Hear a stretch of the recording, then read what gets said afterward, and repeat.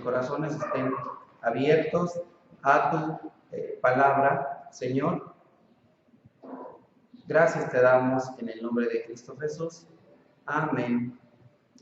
Muy bien, vamos a comenzar nuestro estudio del día de hoy.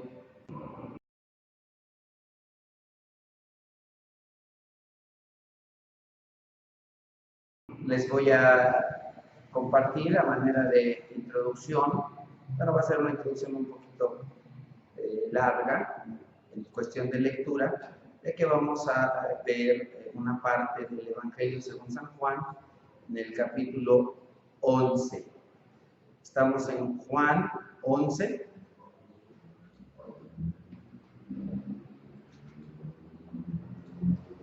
Había un hombre enfermo llamado Lázaro, que era de Betania, el pueblo de María y Marta, sus hermanos.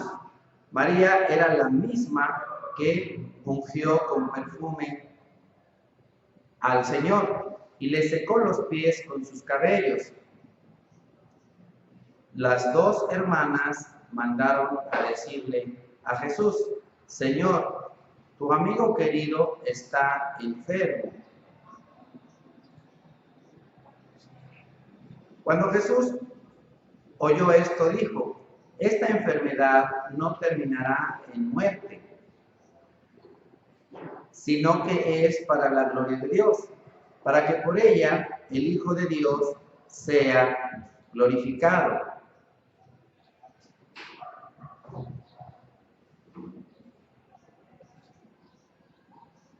Jesús amaba a Marta, a su hermana y a Lázaro. A pesar de eso, cuando oyó que Lázaro estaba enfermo, se quedó 2 días más ahí en el lugar en el que él estaba.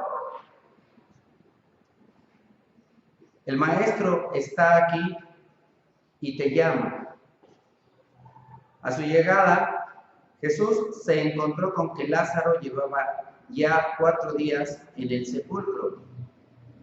Betania estaba cerca de Jerusalén, como a 3 kilómetros de distancia, y muchos judíos habían ido a casa de Marta y de María a darles el pésame por la muerte de su hermano.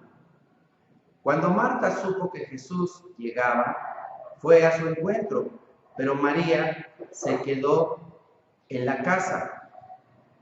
Señor, le dijo Marta a Jesús, si hubieras estado aquí, mi hermano no habría muerto.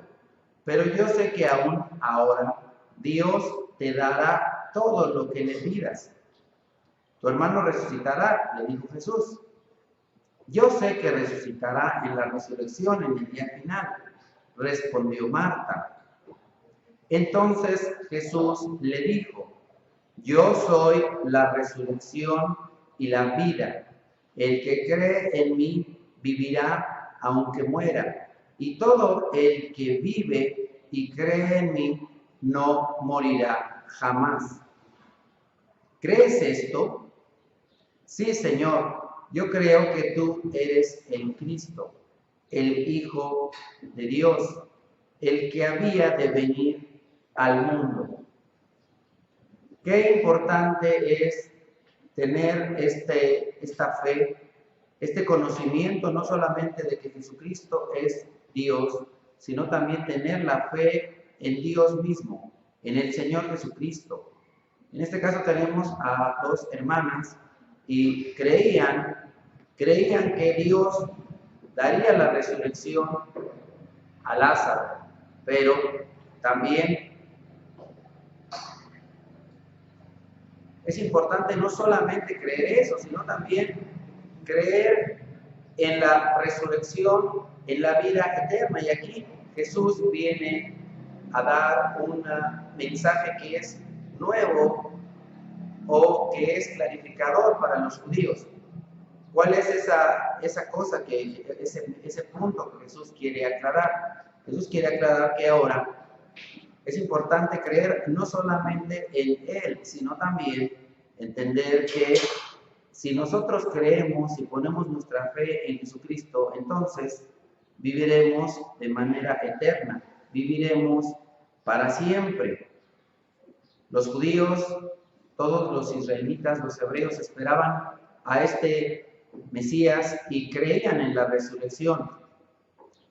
Pero ahora ellos tienen este conocimiento mejor, este conocimiento más amplio, que es creer que Jesucristo es el Hijo de Dios.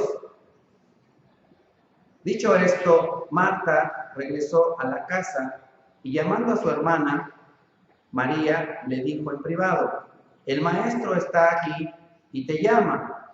Cuando María llegó a donde estaba Jesús, lo vio, se arrojó a sus pies y le dijo: Señor, si hubieras estado aquí, mi hermano no habría muerto.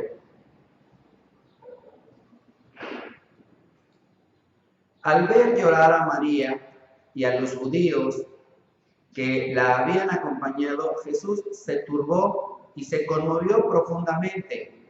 ¿Dónde lo han puesto?, preguntó. Ven a verlo, Señor, le respondieron.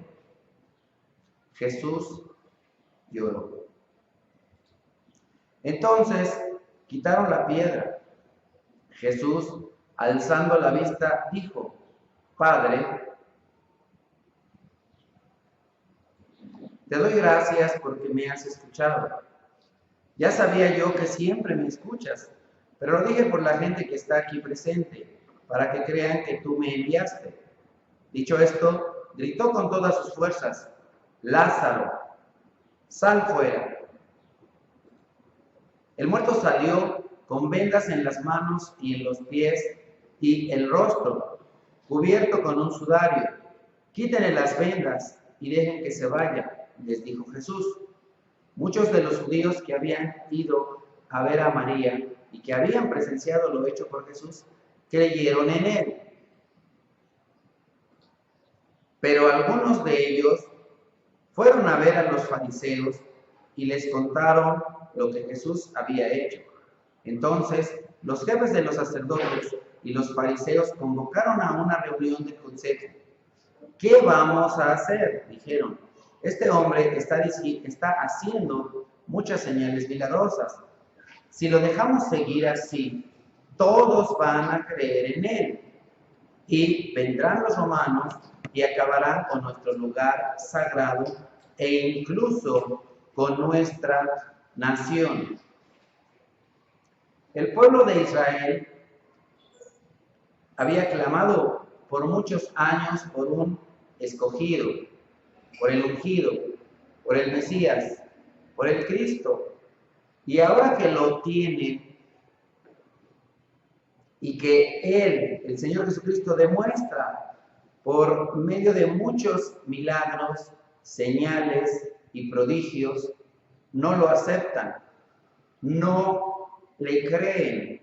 Los mismos líderes religiosos que debían enseñar respecto de Cristo, que debían llevar al pueblo de Israel a la fe en el Cristo, no están creyendo en Cristo, no están creyendo en Él.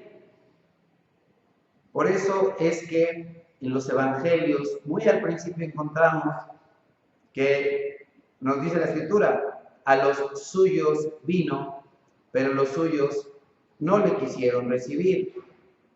Pero a los que le recibieron les dio el derecho de ser llamados hijos de Dios. No sé si todas las personas que el día de hoy nos están viendo han puesto ya su fe en Jesucristo. No sé si todos los que nos están viendo creen que Jesucristo es el Hijo de Dios y que por medio de Él tenemos el derecho de ser llamados hijos de Dios. Al día de hoy, muchas personas creen que todos los seres humanos somos hijos de Dios, cosa que no enseña la Biblia. La Biblia enseña que solamente los que creen en Dios Padre, en su Hijo Jesucristo y en el Santo Espíritu, solo ellos son hijos de Dios. Pero ¿cuál era la preocupación de los líderes religiosos de aquel tiempo? perder su poder, perder su autoridad, perder su posición jerárquica, pero en realidad no estaban preocupados por lo que decía Dios, por lo que ya Dios había dicho muchos años antes, reiterativamente, por medio de los profetas, que vendría el escogido, el ungido, el Mesías, el Cristo. Entonces, estamos en Juan capítulo 11, versículo 49. Uno de ellos, llamado Caifás, que ese año era el sumo sacerdote, les dijo: ustedes no saben nada en absoluto. No entienden que les conviene más que muera un solo hombre por el pueblo y no que perezca toda una nación. Pero esto no lo dijo por su propia cuenta, sino que, como era sumo sacerdote ese año, profetizó que Jesús moriría por la nación judía, y no solo por esa nación, sino también por los hijos de Dios que estaban dispersos, para congregarlos y unificarlos. Así que desde ese día convinieron en quitarle la vida. Entonces, al decir Caifás, no entienden que les conviene más que muera un solo hombre por el pueblo y no que perezca toda esta nación. Estaba profetizando, estaba diciendo una verdad, que Jesús vino a morir por nuestros pecados, a pagar nuestros pecados en una cruz. Y esto es lo que nosotros comenzamos el día de hoy a conmemorar y, en cierto sentido, a celebrar, que el Señor Jesús, por su tanto amor por nosotros, se encarnó, se hizo hombre, para que nosotros pudiéramos ser llamados hijos de Dios. Juan 11, 54. Por eso Jesús ya no andaba en público entre los judíos. Se retiró más bien a una región cercana al desierto, a un pueblo llamado Efraín, donde se quedó con sus discípulos. Faltaba poco para la Pascua judía, así que muchos subieron del campo a Jerusalén para su purificación ceremonial antes de la Pascua. Entonces había muchas personas en Jerusalén, muchos judíos. Recordemos que para este tiempo el reino estaba ya dividido, por muchos años se había dividido, y había todavía, a pesar de que habían sido exiliados por los babilonios, a pesar de que también en el reino del norte habían sido exiliados, de cualquier forma seguían muchos sin unificarse. Todavía había rencillas entre el reino del norte y el reino del sur. Así que los que permanecían más fieles de las 12 tribus de Israel a Dios eran los judíos. Y entonces los judíos venían a celebrar la Pascua. Era uno de los días de las 3 principales fiestas que Dios mandó que se celebraran en su nombre y que encontramos en el libro de Éxodo, en Levítico, en Deuteronomio. Ahí encontramos respecto de estas fiestas. Y a una de estas, de las principales fiestas, es que venía el pueblo de Judá. Andaban buscando a Jesús, vamos en versículo 56 de capítulo 11, y mientras estaban en el templo comentaban entre sí: ¿qué les parece? ¿Acaso no vendrá la fiesta? Por su parte, los jefes de los sacerdotes y los fariseos habían dado la orden de que si alguien llegaba a saber dónde estaba Jesús, debía denunciarlo para que lo arrestaran. ¿Y por qué Jesús ya no andaba en público? Porque tenía miedo. No, de ninguna manera.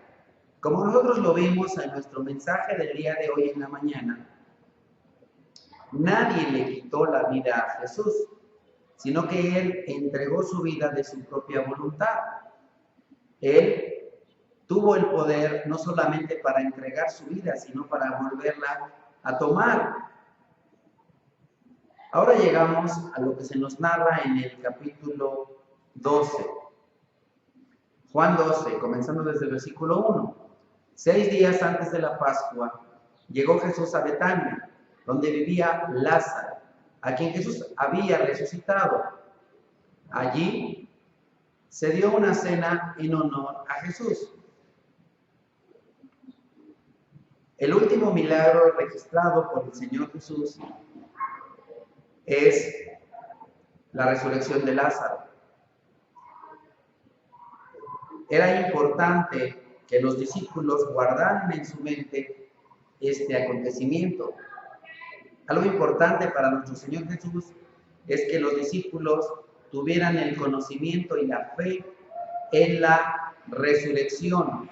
Por eso es que el último gran milagro que hace el Señor Jesús es resucitar a Lázaro, para que quedara muy claro a sus discípulos y a todas las personas que posteriormente creerían en Él, que el Señor Jesús tiene el poder sobre la vida y la muerte, porque Jesucristo es Dios. Entonces allí, estamos en Juan 12:2, se dio una cena en honor de Jesús. Marta servía y Lázaro era uno de los que estaban a la mesa con él.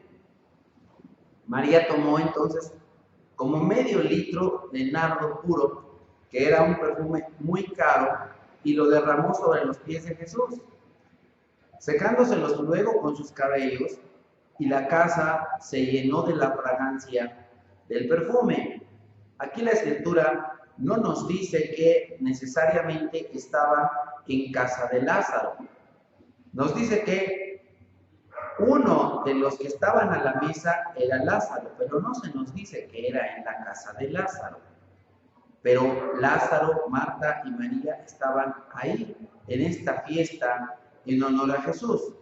Ellos reconocían que Jesucristo es Dios, que Jesucristo es el Hijo de Dios, y que así como Él resucitó a Lázaro, también tenía el poder de resucitar a todos aquellos que creyeran en Él. Judas Iscariote, que era uno de los discípulos y que más tarde lo traicionaría, objetó. Vamos en Juan 12:5. ¿Por qué no se vendió este perfume que vale muchísimo dinero? En algunas traducciones se nos dice que eran 300 denarios. Si esto lo traducimos al día de hoy, según el salario mínimo en México en 2020, nos daría aproximadamente unos 40,000 pesos. Más o menos eso es el costo del perfume que esta mujer derramó sobre Jesús. Versículo 6, dijo esto no porque se interesa por los pobres, sino porque era un ladrón. Y como tenía a su cargo la bolsa del dinero, acostumbraba a robarse lo que echaban en ella. Entonces imagínate, este Judas lo primero que comienza a pensar es, 40,000 pesos. Si de ahí me tumbo de menos unos 30,000 y les dejo los otros 5 a los otros, o 10, me va bien. Entonces, qué terrible, ¿verdad? Vemos en Judas que a él no le interesaba verdaderamente el reino de Dios, sino su propia conveniencia, sus intereses económicos, monetarios. Él quería tener un lugar en el reino, pensando en el reino de esta tierra, no pensando en el reino eterno. Él quería ser un hombre adinerado, con cierto poder. En fin, ese era Judas el traidor. Versículo 7. Déjala en paz, respondió Jesús. Ella ha estado guardando este perfume para el día de mi sepultura. A los pobres siempre los tendrán con ustedes, pero a mí no siempre me tendrán. Mientras tanto, muchos de los judíos se enteraron de que Jesús estaba allí y fueron a ver no solo a Jesús, sino también a Lázaro, a quien Jesús había resucitado. Entonces los jefes de los sacerdotes resolvieron matar también a Lázaro, pues por su causa muchos se apartaban de los judíos y creían en Jesús. Qué lección tan tremenda tenemos aquí. En un momentito la vamos a retomar, la parte del perfume. Pero vemos que el resucitar a una persona, y por eso es que el Señor Jesús dijo que esta muerte sería para la gloria de Dios. Porque Jesús esperó 2 días y hasta después llegó ahí. Porque era importante que quedara perfectamente claro que Lázaro estaba médicamente muerto, científicamente muerto. No había otra manera de que él verdaderamente mostrara su poder sobre la vida y sobre la muerte. Por eso tenía que quedar muy claro que verdaderamente Lázaro estaba completamente muerto. Así pues, por este milagro, muchas personas dejan de ir con los líderes religiosos judíos para ahora acercarse al Señor Jesús y reconocer que Jesucristo tiene ese poder sobre la vida y sobre la muerte. Al día siguiente, muchos de los que habían ido a la fiesta se enteraron de que Jesús se dirigía a Jerusalén. ¿Qué es lo que pasó entonces?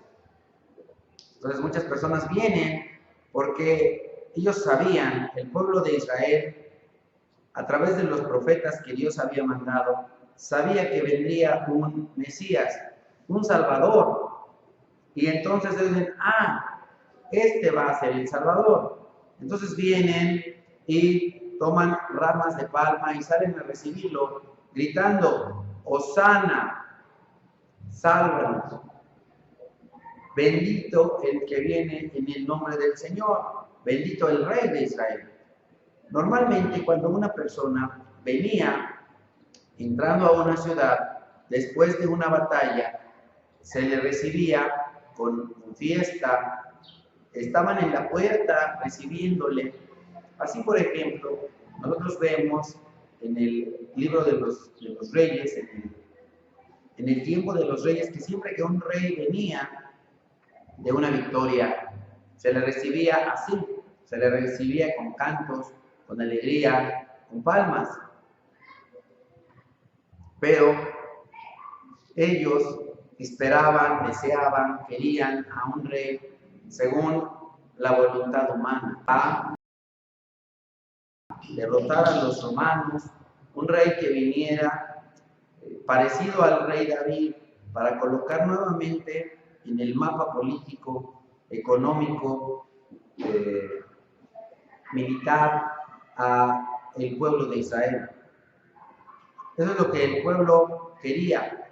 Quería un líder militar, quería un líder político, quería a un líder que les sacara de este tiempo de ser una colonia de los romanos. A esta escena muchas personas le han llamado la entrada triunfal, cuando en realidad no lo es. Le llaman así, la entrada triunfal de Jesús. Es la entrada de un cordero que va en camino al matadero. Es la entrada del cordero hacia el lugar de sacrificio. Esa no es una entrada triunfal, porque los que el día de hoy le reciben con palmas no le aceptan verdaderamente como Dios en sus mentes, en sus corazones, ya que unos pocos días después, 4, van a gritar, crucifícale, crucifícale. Y vamos a ver una imagen de lo que es una verdadera entrada triunfal. Esto lo encontramos en el libro de Revelaciones, o también llamado Apocalipsis. Se le llama Revelaciones porque se revela quién es Jesús. Apocalipsis es el final feliz de la historia. Apocalipsis es un libro muy hermoso, muy interesante. A muchas personas verdaderamente les da miedo. Y todo depende de qué lado estás. Por supuesto, si tú eres un enemigo de Dios, no va a ser para ti un final feliz. Pero si tú eres amigo de Dios, hijo de Dios, cuando tú lees Apocalipsis, tú ves un final feliz. Muchas veces lo pongo como ejemplo. ¿Cuántas veces vamos al cine y vemos películas a lo mejor de Disney o de Marvel, no sé? Y entonces ves que al final de una película de Disney, por ejemplo, no sé, pensando en La Bella Durmiente, ¿no? ¿Qué pasa al final de la película de La Bella Durmiente? Atrapan a la bruja, ¿no? ¿O qué es lo que pasa en Shrek? ¿Qué es lo que pasa con Shrek? Al final, en el 1 y en el 2, atrapan a los malos y los malos reciben su castigo.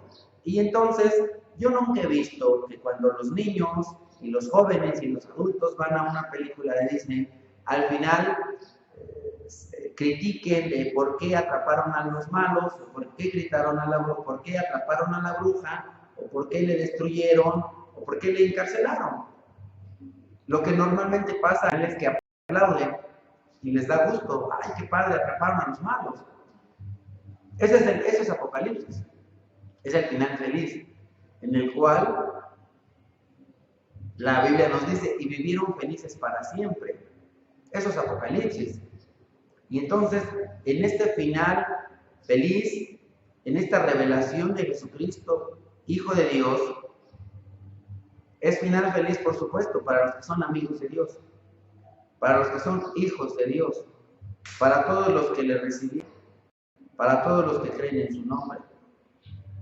Para los que no, en efecto, no va a ser un final feliz, sino un día, una temporada de tristeza, de angustia, de llanto, de crujir de dientes, de temblor, de destrucción, de desesperanza. Todo depende de qué lado estás. Así es que yo espero que tú, si no has tomado una decisión por Cristo, la tomes. Vamos entonces a esa parte en la cual se nos da una idea de lo que es una verdadera tiempo triunfal. Apocalipsis 7, versículo 9.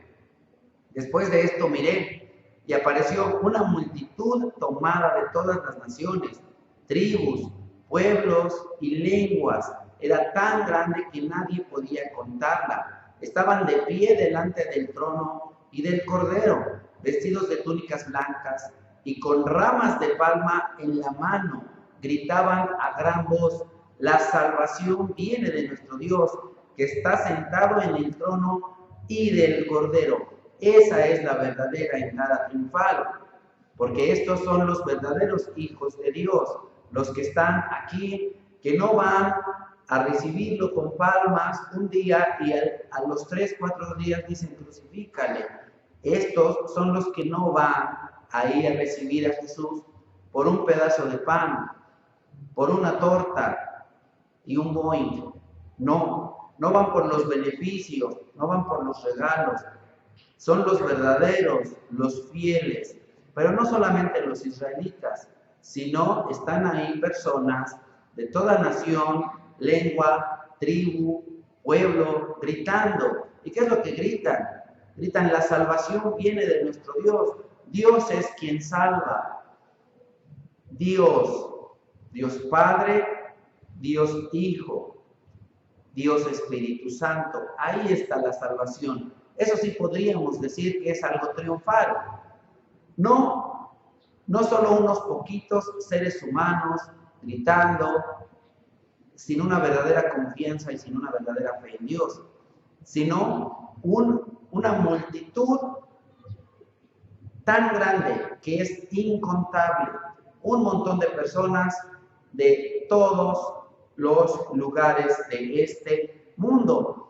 Eso es verdaderamente una entrada triunfal, no la que ocurrió hace casi 2000 años. Eso no es una entrada triunfal, eso es una farsa.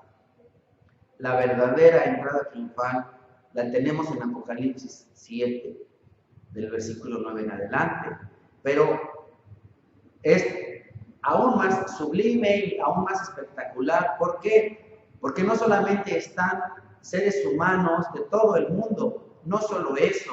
Llegamos al versículo 11. Todos los ángeles, no dice algunos ángeles, ni tampoco muchos ángeles, dice todos.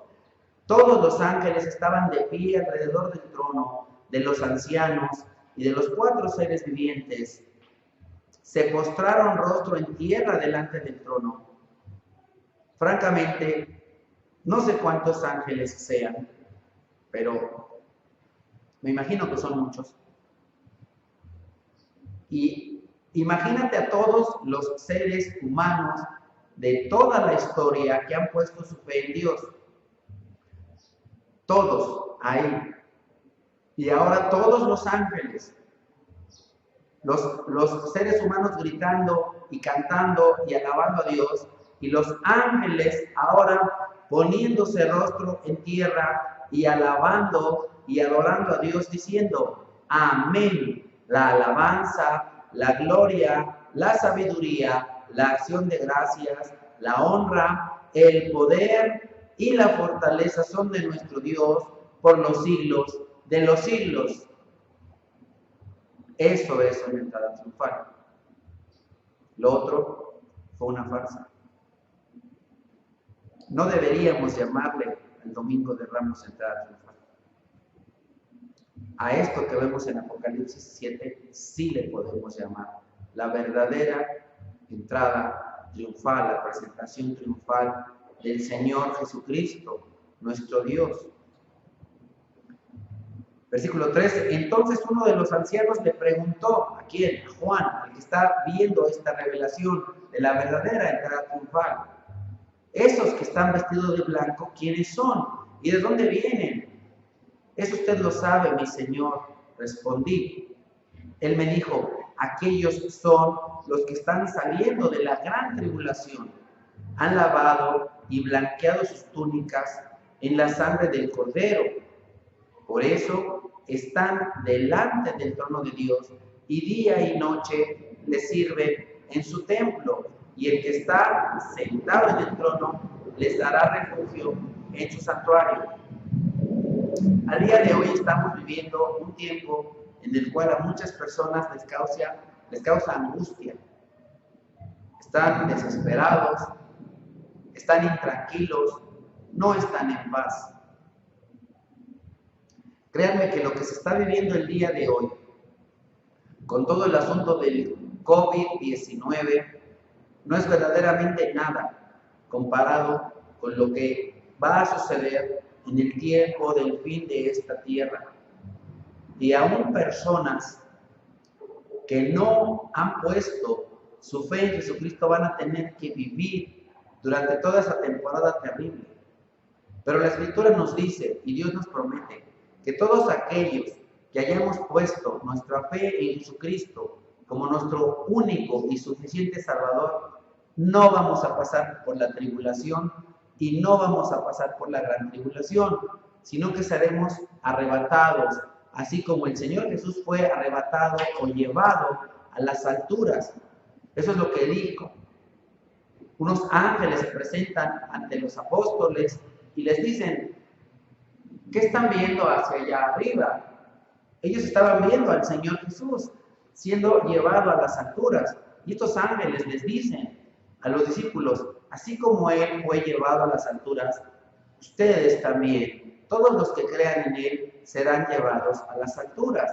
Eso es a lo que nosotros le llamamos el arrebatamiento. Entonces, todos los que creemos hasta el día de hoy y hayamos puesto nuestra fe en Jesucristo, no vamos a pasar por la tribulación ni por la gran tribulación. ¿Quiénes la van a pasar? Aquellos que no han puesto su fe en el único Dios verdadero, en el Creador del cielo y de la tierra, en su Hijo Jesucristo.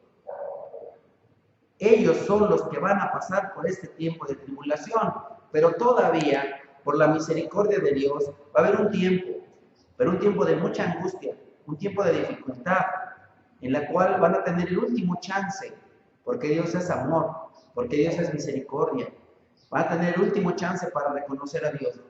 Va a tener el último chance para reconocer a Jesús.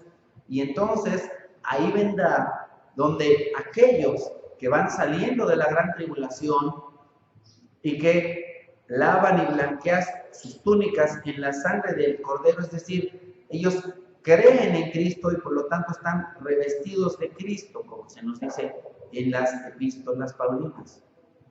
Por eso ellos están delante del trono de Dios y de día y de noche les sirven en su templo. También es importante entender que en el cielo no es que nos la vayamos a pasar haciendo nada. No, va a haber muchas cosas que hacer en la casa de Dios, en el templo de Dios.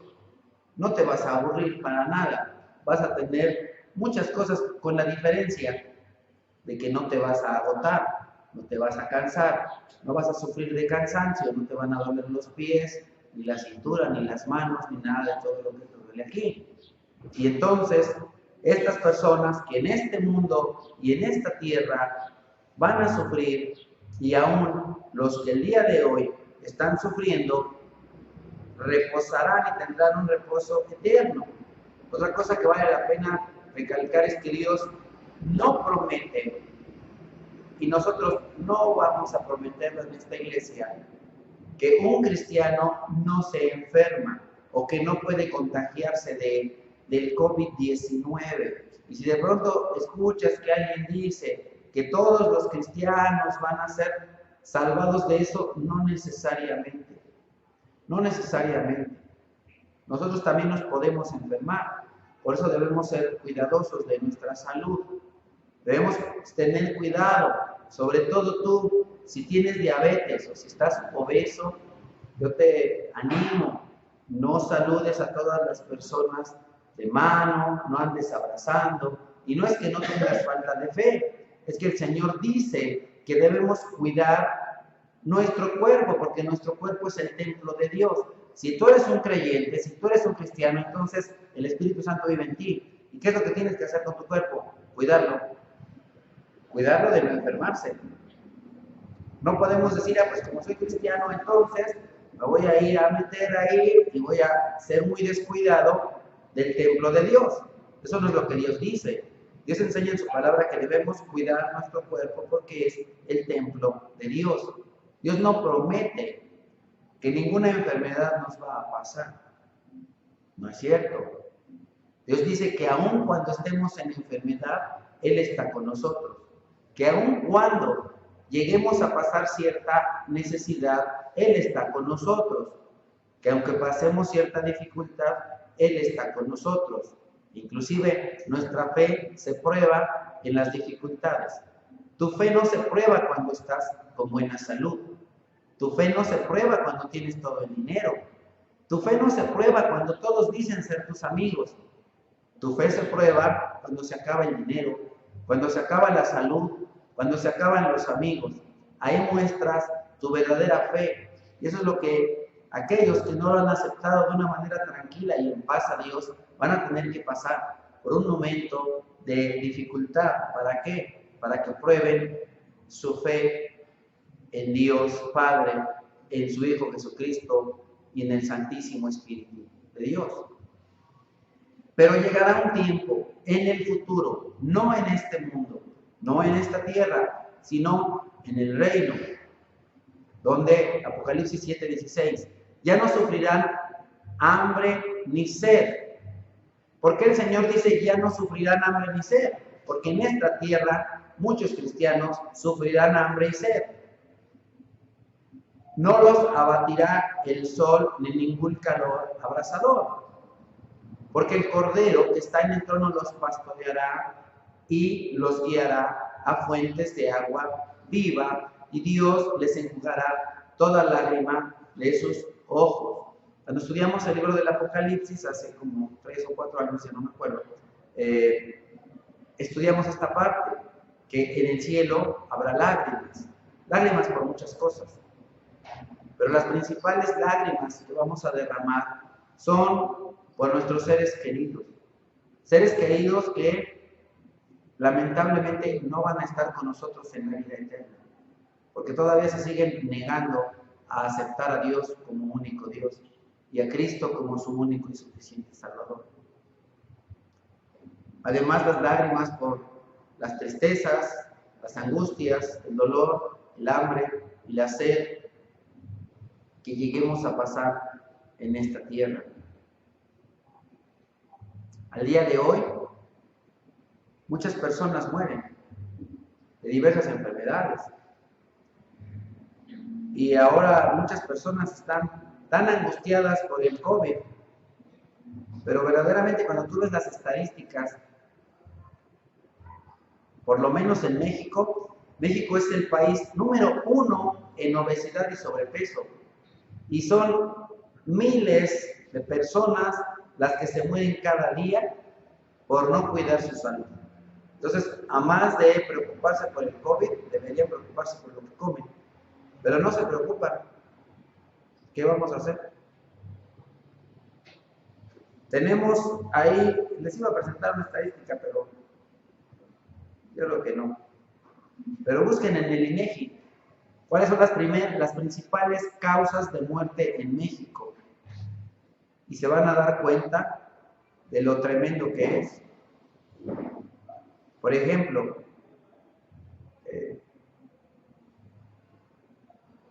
bueno, no me meto ahorita en cifras, así lo dejo. Traigo por aquí algunas cifras, pero así lo dejamos. Entonces, regresamos a Juan capítulo 12. Jesús encontró un burrito, es decir, después de que fue recibido en la ciudad con esas palmas, o ramos, por eso el día de hoy le llaman domingo de palmas o de ramos.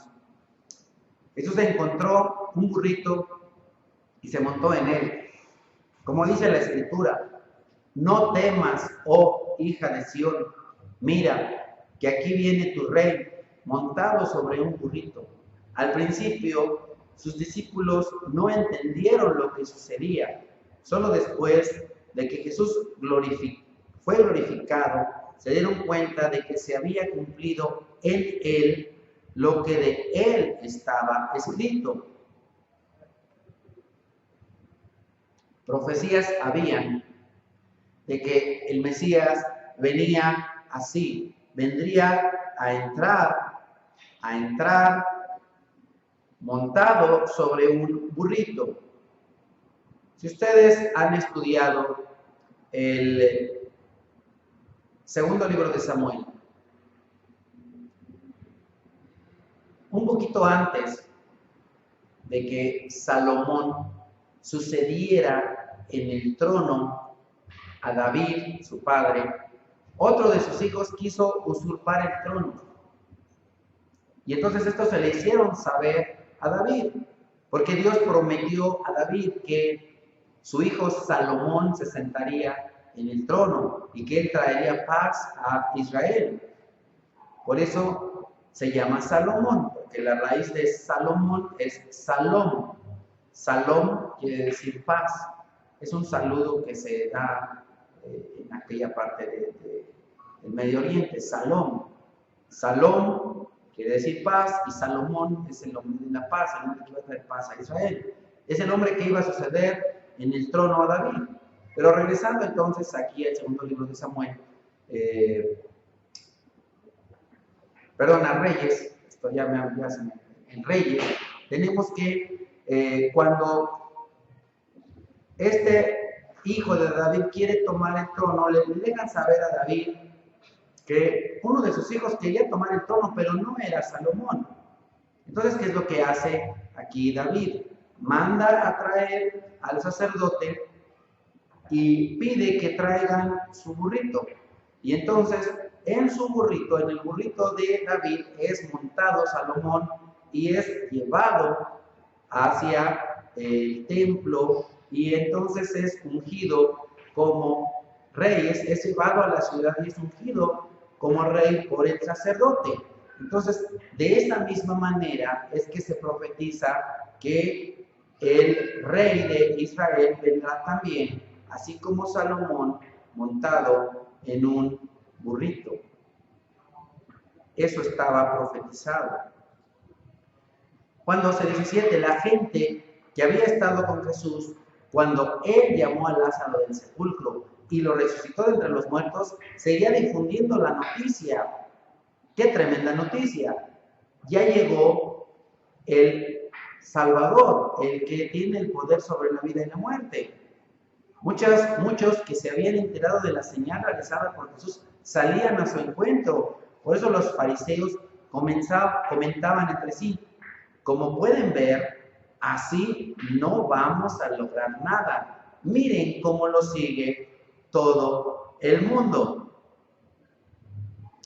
Ahora vamos a Mateo, capítulo 26, comenzando en el versículo 1. Después de exponer varias cosas a sus discípulos, Jesús les dijo: como ya saben, faltan 2 días para la Pascua, y el Hijo del Hombre será entregado para que lo crucifiquen.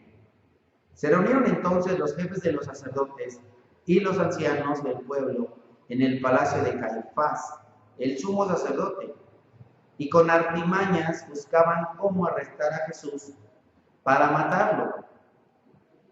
Pero no durante la fiesta, decían, no sea que se amotine el pueblo. El plan de Dios es que Jesucristo fuera sacrificado durante la Pascua. Recordemos que el pueblo de Israel celebraba la Pascua, una fiesta en honor a Dios. ¿Qué es lo que se celebraba en la Pascua? En la Pascua se celebraba que Dios liberó a su pueblo de la esclavitud en Egipto. Celebraban que Dios envió el ángel de la muerte y que todos aquellos que en sus casas no tenían las marcas de la sangre del cordero en los marcos de sus puertas o de sus ventanas, entonces el ángel de la muerte vendría y mataría a todo primogénito. No importa si fueran ricos, pobres, si estuvieran libres o si estuvieran en la cárcel. Todo primogénito iba a morir. Pero no aquellos que pusieran su fe en Dios y que mostraran su fe matando a un cordero que iba a morir en lugar de ellos, en sustitución de ellos, y que mostraran su fe públicamente al poner sangre no adentro, sino afuera, en los postes de sus puertas y de sus ventanas. Es lo que el pueblo de Israel iba a celebrar, es lo que los judíos iban a celebrar: la liberación del pueblo de Israel de la esclavitud y la liberación de la muerte. El plan de Dios Padre es que su Hijo Jesucristo fuera sacrificado igual que este cordero durante la Pascua. Pero, ¿por qué los hombres líderes religiosos no lo querían hacer en la Pascua? ¿Por qué no querían atrapar a Jesús en la Pascua? Porque estaban más enfocados en sus intereses religiosos, políticos, en su imagen, en vez de preocuparse por hacer lo que agrada a Dios. Ellos ya tenían mucho tiempo tratando de atrapar a Jesús, pero Jesús, por decirlo de alguna manera, se les escapaba. Pero en esta ocasión no sería así. El Señor Jesús se entregaría de su propia voluntad. Continuamos en Mateo 26, versículo 6. Estando Jesús en Betania, en casa de Simón, llamado el leproso, se acercó una mujer con un frasco de alabastro lleno de un perfume muy caro y lo derramó sobre la cabeza de Jesús mientras él estaba sentado a la mesa. Este hombre leproso muy probablemente es uno de los varios leprosos a los cuales el Señor Jesús sanó. El alabastro era un vaso muy especial hecho de un mármol traído de Egipto. En el Evangelio según San Juan, como vimos hace un momentito, esta mujer era la hermana de Lázaro. Entonces estaban Lázaro ahí, sentado a la mesa, junto con Simón el leproso, invitados a esta fiesta en honor de Jesús. en un agradecimiento a Jesús por sanarlo de su lepra y al otro por resucitarlo. Y estaban ahí invitados Lázaro, las hermanas de Lázaro, y entonces viene María y es quien derrama este perfume que, como comentamos hace un momentito, si lo trajéramos a pesos mexicanos el día de hoy, representaría alrededor de 40,000 pesos. Y esto nos lleva a una meditación. ¿Qué es lo que tú ofreces a Dios? ¿Algo importante? ¿Algo valioso? ¿Lo más caro? ¿O las sobras? Le damos gracias al Señor que hemos ido aprendiendo en esta iglesia a no traer las sobras, lo descompuesto, a la casa de Dios. No se nos había enseñado, pero lo aprendimos. Aprendimos que el Señor nos dice a través del profeta Malaquías: llévale las cosas descompuestas a tu presidente a ver si te las acepta. ¿Por qué pues haces cosas así con Dios? ¿Por qué llevan cosas descompuestas a la iglesia? ¿Por qué dicen, ay hermano, ya no me sirve ese refrigerador, no lo quiere para la iglesia? Ya no me sirven esas mesas, no las quiere para la iglesia. No me sirven esas sillas, no las quiere para la iglesia. Dile eso aquí a la señora Marisela Serrano, que es la presidenta municipal, a ver si te lo acepta. Dile eso a Alfredo del Mazo, que si no quiere eso para su casa, a ver si lo acepta. ¿Y por qué menospreciamos a Dios? ¿Y por qué decimos, tengo esto que no me sobra, a ver si lo tiene en la iglesia? Eso de ninguna manera se tiene que hacer. Siempre a Dios hay que darle lo mejor. Él se merece lo mejor. Él quiere de nosotros lo mejor. Quiere que reconozcamos que no hay persona más importante que Dios. ¿Qué es lo que Marta y María habían entendido? ¿Qué es lo que Lázaro había entendido? ¿Qué es lo que Simón, llamado el leproso, había entendido? Que Dios, Padre, pero también su Hijo y el Espíritu Santo merecen toda la gloria y toda la honra. Por eso le están haciendo una fiesta, por eso le están derramando este perfume caro, le están glorificando, le están honrando, le están dando lo mejor, no lo que les sobra, no lo que no les sirve, no lo que les estorba. Es importante ver eso. El Señor les dice que es importante también atender a nuestros padres, a nuestros familiares, a nuestros amigos, a los necesitados, pero nunca en primer lugar. Nunca en primer lugar. Eso lo tenemos que hacer del 90% que nos sobra, no del 10% que es para el Señor. Mateo 26, vamos al versículo 10. Consciente de ello, Jesús les dijo: ¿por qué molestan a esta mujer? Ella ha hecho una obra hermosa conmigo. Qué importante es que tú también puedas presentarte delante de Dios y que cuando llegues a la presencia del Señor, el Señor Jesús diga de ti: este hombre, esta mujer ha hecho una obra hermosa conmigo. Ha dado no de lo que le sobra, no de lo que le estorba, sino algo valioso, porque me reconoce como su Dios, como su Señor, como su Salvador. A los pobres siempre los tendrán con ustedes, pero a mí no me van a tener siempre. Al derramar ella este perfume sobre mi cuerpo, lo hizo a fin de prepararme para la sepultura. Les aseguro que en cualquier parte del mundo donde se predique este evangelio, se contará también en memoria de esta mujer lo que ella hizo. Nosotros entonces estamos recordando el evangelio del Señor Jesucristo, transmitido a nosotros a través de sus apóstoles, y estamos recordando también a esta mujer, en memoria de ella. Vamos a Marcos capítulo 14, faltaban solo 2 días para la Pascua y para la fiesta de los panes sin levadura. Los jefes de los sacerdotes y los maestros de la ley buscaban con artimañas cómo arrestar a Jesús para matarlo. Por eso decían: no durante la fiesta, no sea que se amotine el pueblo. Y nuevamente tenemos esta historia en Marcos 14 de esta mujer que viene a derramar este perfume muy, muy caro.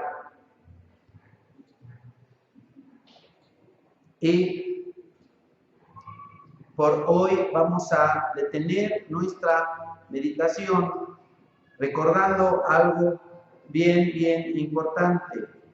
Nosotros que hemos recibido al Señor Jesucristo como nuestro único Señor, Dios y Salvador, estaremos en el reino, estaremos en el cielo. ¿Por qué? Porque el Señor Jesús dijo: yo soy la resurrección y la vida. El que cree en mí vivirá, aunque muera. Y todo el que vive y cree en mí no morirá jamás. Amado hermano, no tengas miedo a la muerte. Sé precavido, ten cuidado, guárdate, obedece las instrucciones de las autoridades, pero no vivas con miedo. Vive en paz, vive tranquilo, porque en el Señor Jesús tenemos una paz que sobrepasa todo entendimiento humano, una paz que el mundo no entiende porque no conoce a Jesús.